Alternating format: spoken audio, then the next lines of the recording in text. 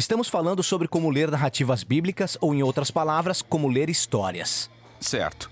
E um dos principais ingredientes de qualquer história boa são os personagens que passam por conflitos e têm que superá-los. Vamos falar sobre personagens.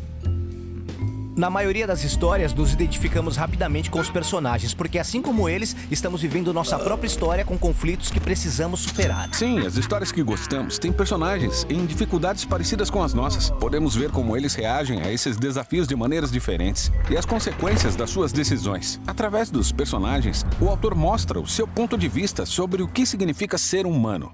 A Bíblia não é diferente. As histórias bíblicas usam personagens como um espelho, onde podemos descobrir o reflexo da nossa própria natureza humana. O problema com os personagens bíblicos é que às vezes pode ser difícil nos identificarmos com eles, já que quase sempre são dados poucos detalhes sobre eles. Sim, os autores bíblicos mostram os personagens de maneira diferente. Eles preferem dar muita informação em poucos detalhes.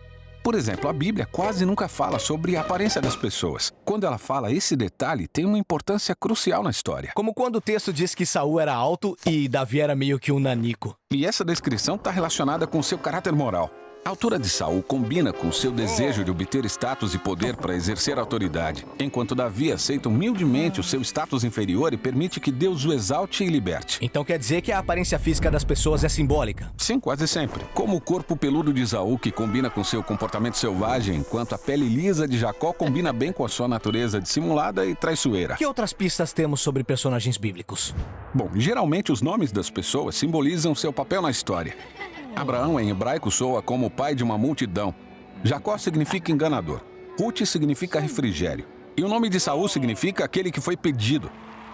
Ele é o rei imperfeito que o povo pediu. Quando vemos o significado profundo dos pequenos detalhes, entendemos que tem muita coisa acontecendo nas histórias bíblicas. Apesar de ter muita coisa que os leitores modernos ficam sem saber sobre esses personagens.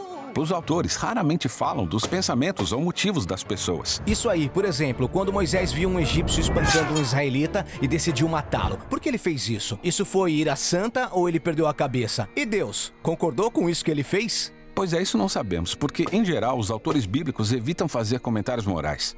Eles preferem que as palavras e ações dos personagens revelem os seus motivos. E julgamos os seus comportamentos quando vemos as consequências. Então, no caso de Moisés, esse assassinato inicia um padrão de comportamentos explosivos com maus resultados. Aquela escolha obriga Moisés a fugir e se esconder no deserto por 40 anos. Parece que ele fez uma coisa ruim. Mas lá ele encontrou a esposa dele, então o que ele fez foi bom? Exato, isso força você a pensar nisso. Por meio de todas essas técnicas, os escritores bíblicos mantêm suas histórias curtas, fáceis de lembrar e emocionantes. Mas, falando sério, Moisés agiu bem ou mal? Porque veja nas histórias clássicas, sempre temos um cara bom e um cara mau, um herói admirável que enfrenta um vilão terrível. Isso, e personagens simplificados como esses são úteis para ensinar às crianças que existe o bem e o mal. Mas a Bíblia não é um livro para crianças. Seus personagens são muito complexos, uma mistura de bem e de mal, exatamente como nós. Quase não existem personagens sem falhas de caráter na Bíblia. E quanto aos heróis da fé como Abraão e o rei Davi? Você está falando de Abraão, que usou sua escrava egípcia sexualmente e mentiu sobre a sua esposa 2 vezes para salvar a própria pele? E Davi, o homem segundo o coração de Deus que dormiu com a esposa de outro homem e depois o matou? Essas histórias são tudo menos simples. Elas pintam retratos bem realistas de pessoas falhas como nós. A verdadeira surpresa é que, apesar das suas falhas, Deus continua trabalhando com elas. Então, só porque uma pessoa é chamada por Deus, ou vence uma batalha, ou é bem-sucedida, ou rica, isso não significa que o autor bíblico quer que eu seja como ela. Isso mesmo. Na verdade, seria até perigoso imitar a maioria dos personagens bíblicos. Verdade. Mas deve haver alguma coisa admirável nos personagens bíblicos, alguma coisa que eu possa imitar. Com certeza. Preste atenção e você vai notar que a maioria das histórias bíblicas destaca os momentos em que os personagens falham ou chegam no fundo do poço. E daí, decidem confiar totalmente na graça e sabedoria de Deus.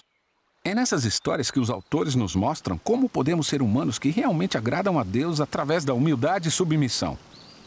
O fato de Deus permanecer fiel aos personagens bíblicos é uma declaração poderosa da paciência e do amor de Deus, que também é um personagem bíblico.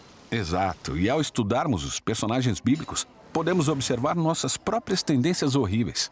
E repetidamente vemos a resposta de Deus cheia de graça que acompanhará essa história até o fim.